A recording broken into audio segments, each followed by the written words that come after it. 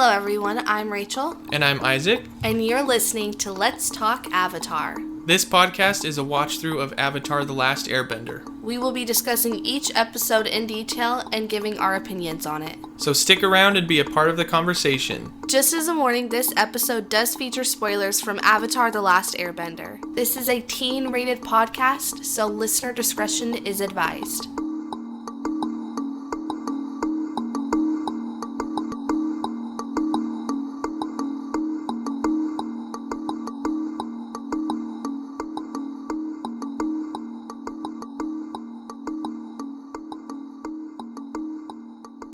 Hello everyone and welcome back to Let's Talk Avatar. I'm Rachel. I'm Isaac. And today we're going to be discussing episodes 5 through 8. Starting with episode 5, it is titled The King of Omashu. And in this episode, they arrive at Omashu and they kind of fud up the town a little bit. Yeah, a little bit. It actually looks pretty fun. They use the mail carts to kind of slide, I guess. It's like a roller coaster type thing.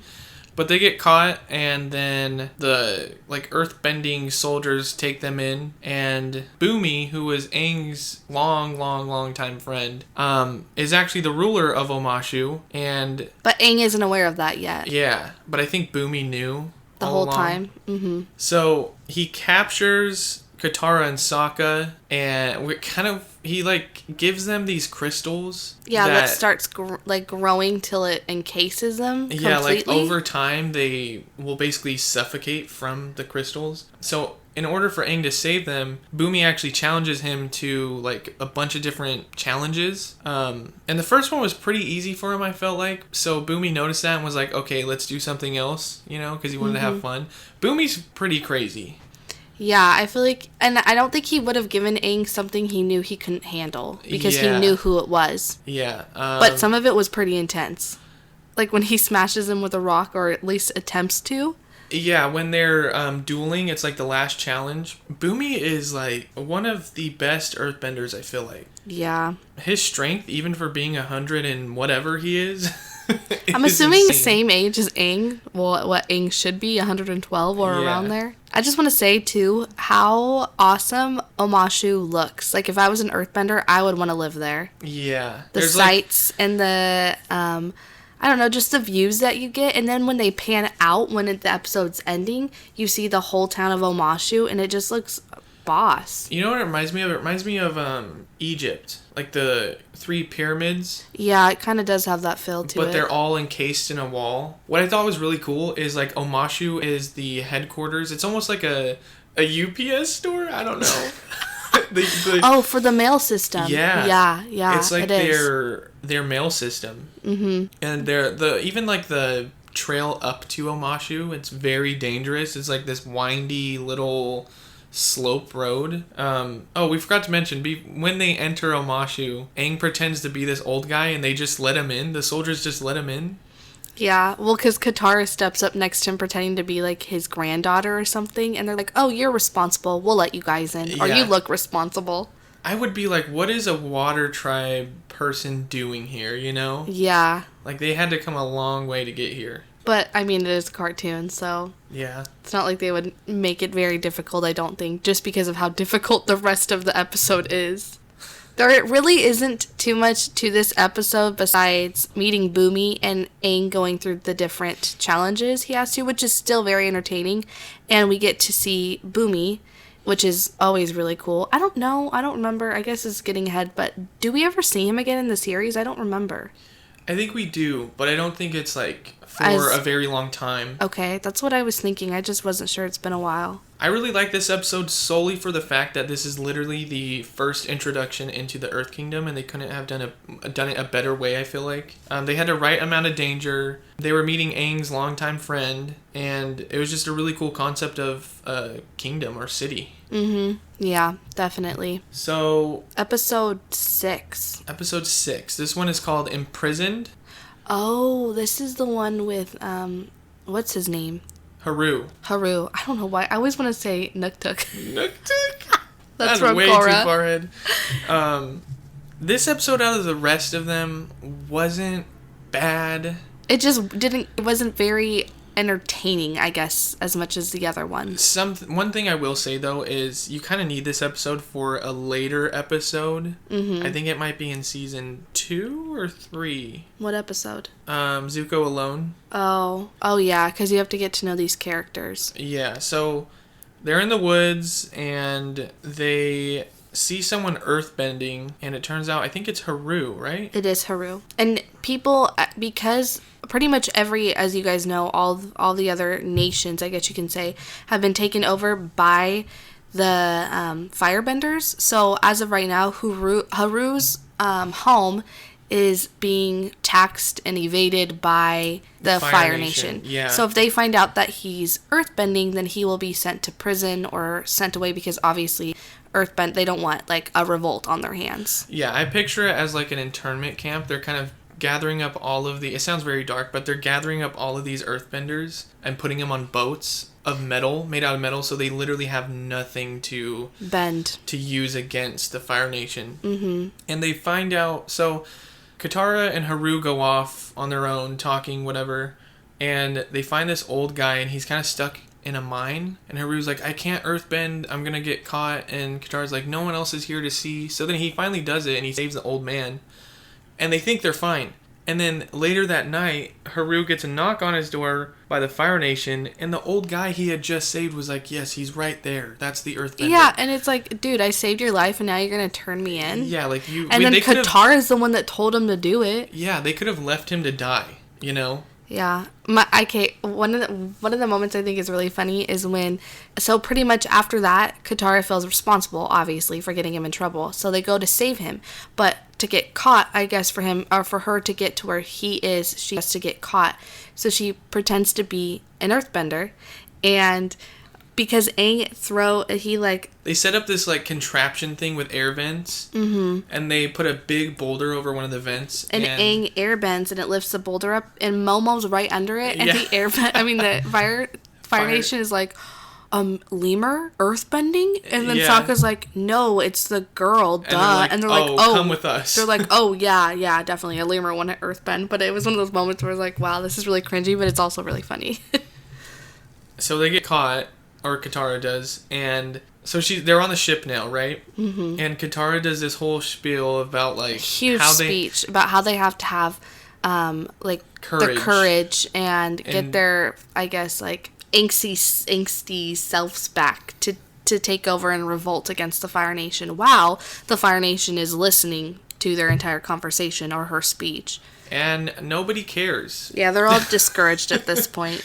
And Katara's just like, well, better go kill myself. She has such good intentions, though. Like, she really does try to help people, you know? Yeah. But eventually, Aang and Sokka get there with Appa, and they figure out a way to get material for the earthbenders to bend. Mm-hmm. And they actually find the coal that's inside the ship's engine. And similar to, like, how they did the air vent thing, they kind of air vent the coal out into the main like ship deck, and then the earthbenders use that towards the Fire Nation and end up taking over the ship and getting set free. And they thank Katara, and they're like, thank you, like, we didn't realize, like, I guess I want to say, like, it's like they had been, because they had been there for so long, they'd been so discouraged, so they're like, nothing's gonna change no matter... How many people do you think have probably shown up there and said the same thing Katara did? Yeah, or at least try to get them energized about something. So, I mean, I can understand why they'd be discouraged, but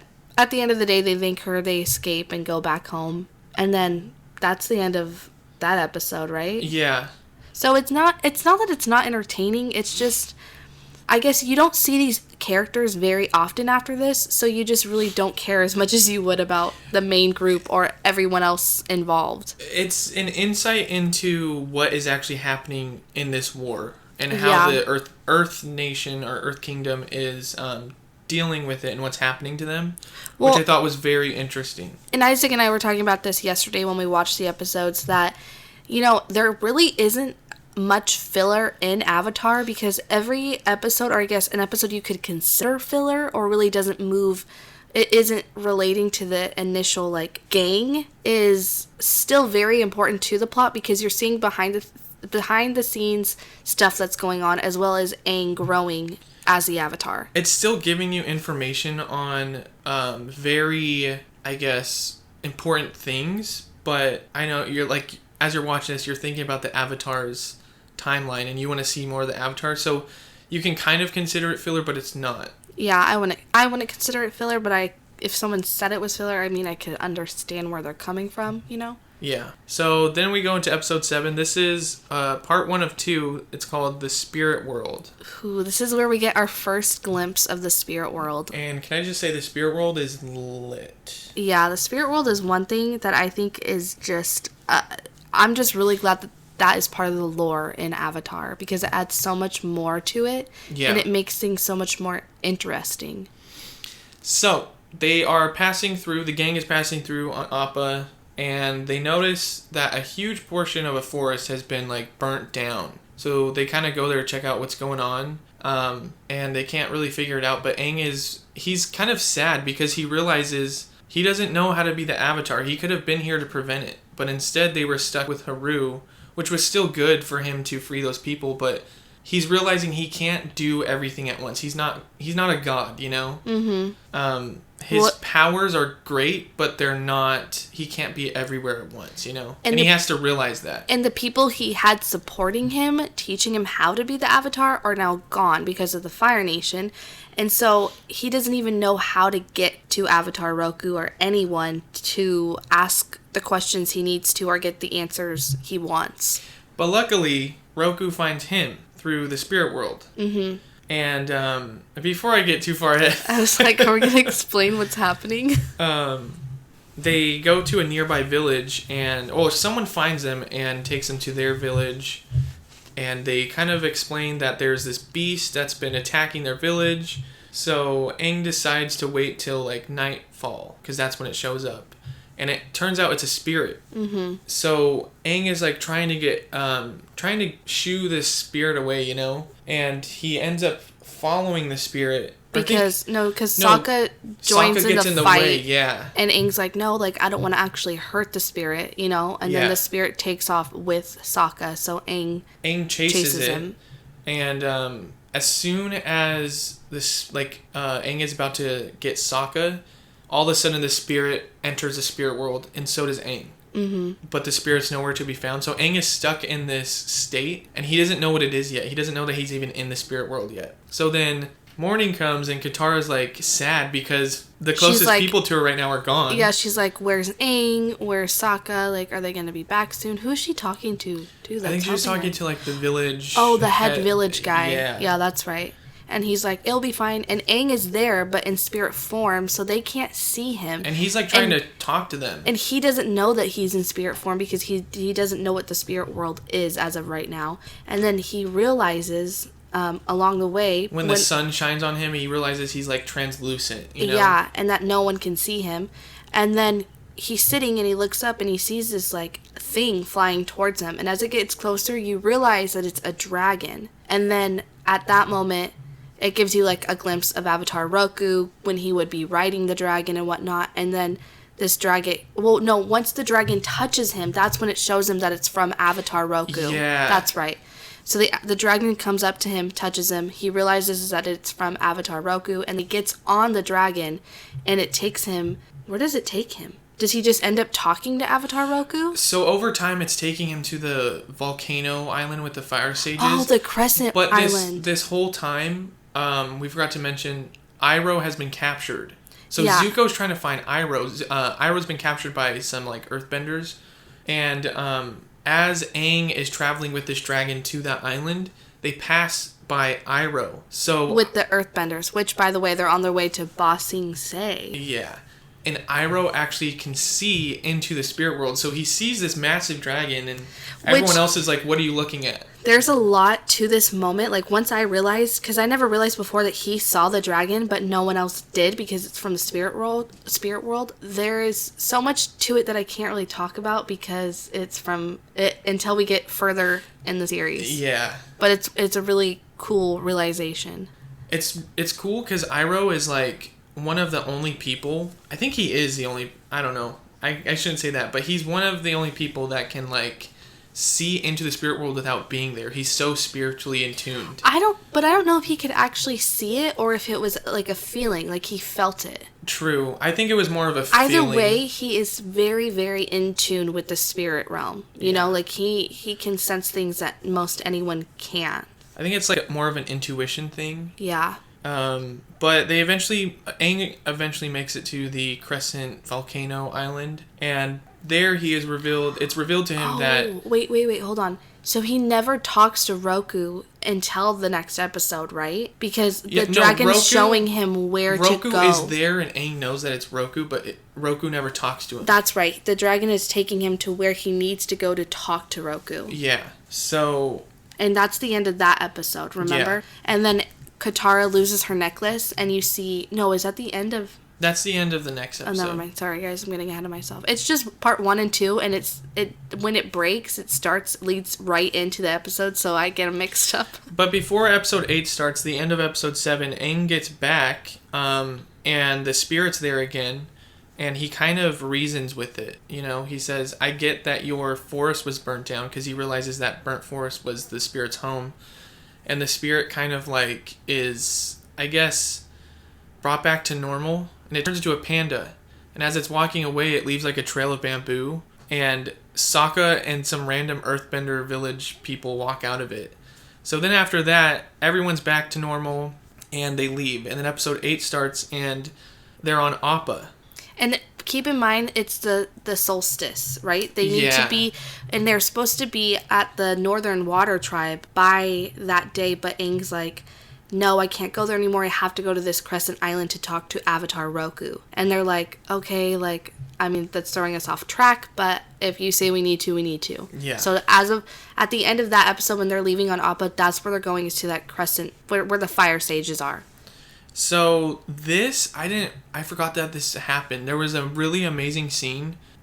Pretty much half the episode is them trying to get to the island on water, and Zuko's following closely behind him. Like shooting fireballs and almost hitting him. Oh, yeah. And then there's a whole fleet that has like locked... With General Zhao. They made like a wall in the water. I can never say his name right. And you have General Zhao and Zuko both trying to get the Avatar. So they have to maneuver through all of this like all these blockades and... And again, I just want to point this out. They're teenagers and they're taking these people on. And it's just crazy because it's like... They're doing what they need to survive, and they're all very strong. Even Sokka, who can't bend, still has a lot of courage and strength, and is not very. They're not very fearful ever. They're just like, okay, this is what's going on. We need to deal with it. They're not like, oh my god, run away. They're gonna get us. You know. But they eventually make it to the Crescent Island, and they meet the fire sages, but. Those sages are obviously not for the Avatar right now. Me and Rachel were talking about it. They are probably influenced most likely by Ozai. Mm-hmm. Except for one fire sage. Yeah, so who is actually still very true to Avatar Roku. Yeah, so the gang is like, they find a corridor and they run down it, and there's only one fire sage that chases them, and it turns out he's for the Avatar. So he helps them find the temple. They go down like through this whole cave system and find the temple, but...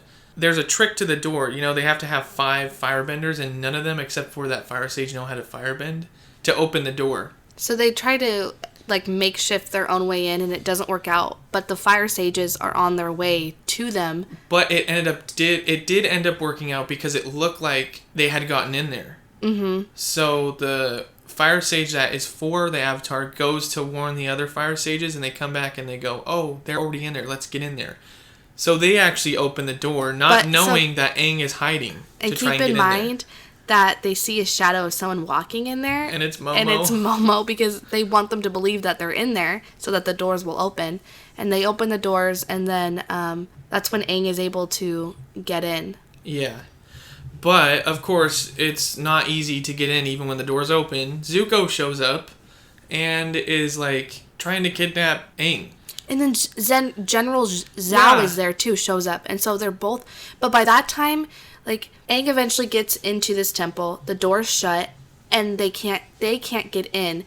And they know that he's in there talking to Avatar Roku at this point.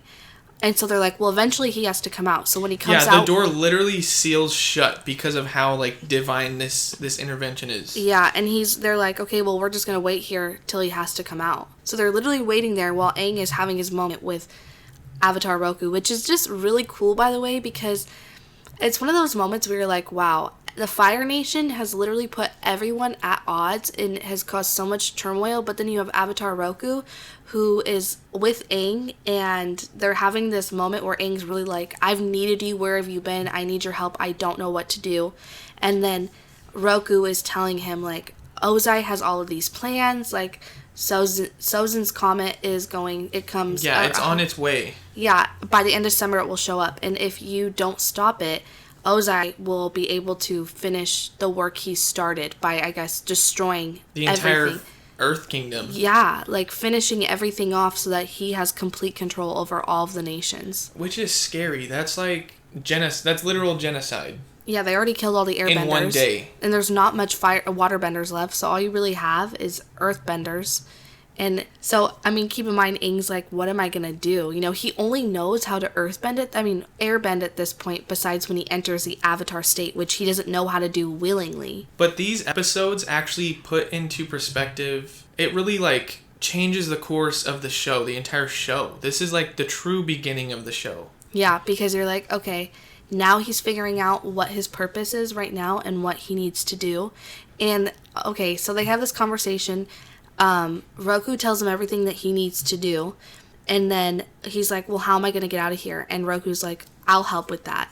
And Roku literally opens up the corridors, like the doors to that little area, to the temple, and everyone cracks the floor. Everyone gets like pushed back to a point where they can't do anything, and Aang is able to escape. Yeah, but he doesn't just, like, open the door. He literally, like, destroys the whole temple. Oh, yeah. And everyone's like, it's Avatar Roku. They're, like, freaking out, obviously, because he hasn't been around for 112 years. Oh, wait. You know how you said Zuko gets her necklace? I think that was in the previous episode, because how else was he supposed to find them, I guess? I don't know. Well, how would he know where to find... I think he holds on to that necklace for a while, because she gets it back, I know, but I don't think... Oh, I think she gets it back at the end of this season. I think so. She gets it from him. A lot of this season is just Zuko chasing them. Yeah, the first season is literally Zuko just chasing after them. And them trying to get Aang to where he needs to be to do what he needs to do. Yeah. They're kind of just carrying out the prophecy, pretty much, I feel like. Yeah, these episodes, though, I asked Isaac, I was like, did you think these episodes were a lot better than the last 4? And we both agreed that we thought, I mean, the first 4 weren't bad because, you know, we got to see Kyoshi Island and we got an introduction to everyone. But like Isaac said, this is where the plot's actually starting, where we're like, wow, Avatar Roku showed up. Now they know what they need to do. And I mean, I'm guessing from this point on, this is where Aang is like, okay, I need to learn how to bend. Just in these 4 episodes, you get an insight into the Earth Kingdom, the 100-Year War, and the Avatar's prophecy, and what the Fire Nation's ultimate plan is. So, like, all crammed into basically 2 episodes. These episodes were definitely... I'm kind of scared for the next episodes, though, because you know they're going to slow down. Well, yeah. Oh, yeah. I was like, for a second, thought you were scared because it was going to get too crazy. But yeah. Well, now I think they go to the Northern Water Tribe from this point on, right? Yeah, but we're only on episode 8 or 9 now, so they still have a lot to do. Yeah. But I mean, keep in mind, the last time I watched this through was... 4 years ago? I think exactly almost 4 years ago. And I've watched episodes, like Isaac and I have watched episodes of both Korra and Avatar here and there, but we haven't watched the whole series through in a long time. So I feel like it's Isaac, we're going to watch these episodes through again, and we're both going to be like, what? This happens already? Yeah, there was a lot of That's stuff. That's what we do every single episode. Like, I didn't realize Zuko picked up the necklace, and I was like, oh, yeah, that's right, you know? Like, yeah. There's just little details that... Well, and then things start to click. When you know what's going to happen, you're like, oh, that's right, of course he had to have that. Or, of course this happens because if this doesn't happen, then it would make no sense for this to happen later on. And again, I remember them going to Crescent Volcano Island, whatever it's called. Yeah. And him talking to Roku. But again, I didn't know it was that soon. Yeah, I didn't know it was that soon either. There's a lot that happens that I've forgotten about because... I feel like there's a lot of slow moments in Avatar, but when things happen, they happen so quickly instead of spread out. you know? Yeah. And so you forget all of the, like, I guess, really tight-knit, action-packed moments because of the long time you go without the action-packed moments. I will say, as far as character development, Katara, I think, is my favorite character right now. Really? Yeah, it is a complete 180, but it made sense. Yeah. Because she's just she's for the good of everyone, and she's trying her best. I just really... I mean, it's hard not to like Aang. He's the Avatar, but his character, you can really start seeing him develop more. Yeah. As of right now, which is really cool. They're all developing very... I mean, it's slowly and subtle, but you can see it from episode to episode, the different things that they experience. You're like, yeah, I can definitely see this character growing and developing. But another thing, I'm going to be a total shipper right now. You know, people have always shipped either Katara and Aang or Katara and Zuko, or even sometimes Jet and all these different random characters where you're like, no. But when you watch from the beginning Aang and Katara's relationship, it is really, like, at the end of the day, they really do truly love each other and they just want to take care of each other. And you notice it now because, I mean, right now they're just friends, obviously, but it's still like they care so much about each other and they want the best and they're going to do anything they can to take care of each other. At the beginning of season... And Sokka's included in there too, but of course, like, not in that's a more platonic way, obviously. At the beginning of episode 7, when he's grieving over the realization that he can't help everyone, Katara is the only one that is there to be like, it's fine, we're going to figure out what happened, and we're going to fix this. Mm-hmm. So that alone is already showing you how close they have to be. Well, and then not only that, but when Sokka gets taken by the spirit, and then when they meet King Bumi, and they have the crystal on them, like, the entire time he's like, stop hurting my friends, or give me back my friends, you know? Like, he's willing to do anything to help his friends, even to the point where he wanted to go to the Crescent Island by himself because he didn't want them to get hurt.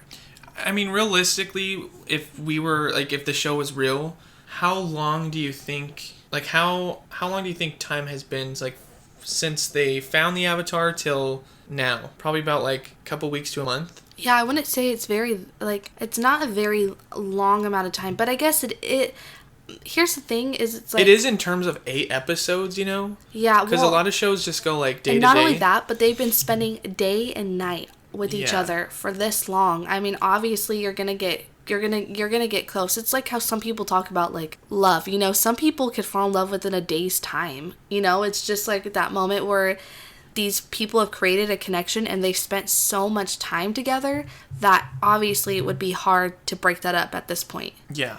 But anyways, that was our watch through for episodes 5 through 8. Yeah, we tried to keep it a little shorter for you guys. Yeah, we're trying to figure out a good rhythm with this. Yeah, let us know, by the way, do you like us, I guess, going into more, because Isaac is used to explaining episodes in detail, which is fine, but then I also like just a summary, because for the most part, if you've seen Avatar, you already know a lot about these episodes, but either way we'd be fine with. We just want to know what you guys would like. Would you like us to summarize the episode quickly, or would you like some more, like, in-depth detail, I guess? Because we can do either one. We just don't know which one is, I guess, the most preferred or easier to follow, I guess you can say. Yeah.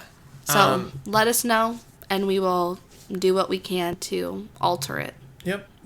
Who is your favorite character right now? Probably Aang. Still? I mean, that's fair. I like Katara. I've always liked Katara. And Sokka, later on, I love Sokka. Like, Sokka is one of my absolute favorite characters. Yeah, I remember everyone was, like, so obsessed with Sokka, still is, but the beginning of this season, it's like, Sokka just needs to find his place. Yeah, he's still trying to figure out his place. And who he is as a person. I mean, they all are. They're all trying to figure out who they are at this point. It's just Aang and Katara are a lot more... closer. Deliberate, too, with what they want. But Aang is probably still my favorite right now. It'll be interesting once we get further on and more characters are involved. I thought episode 6, the Imprison episode, was going to be the episode with Jet, and I was dreading it. I know. I did too. It's not that I don't like the episode. It's just, I don't know. It's cringy. It's just a cringy episode.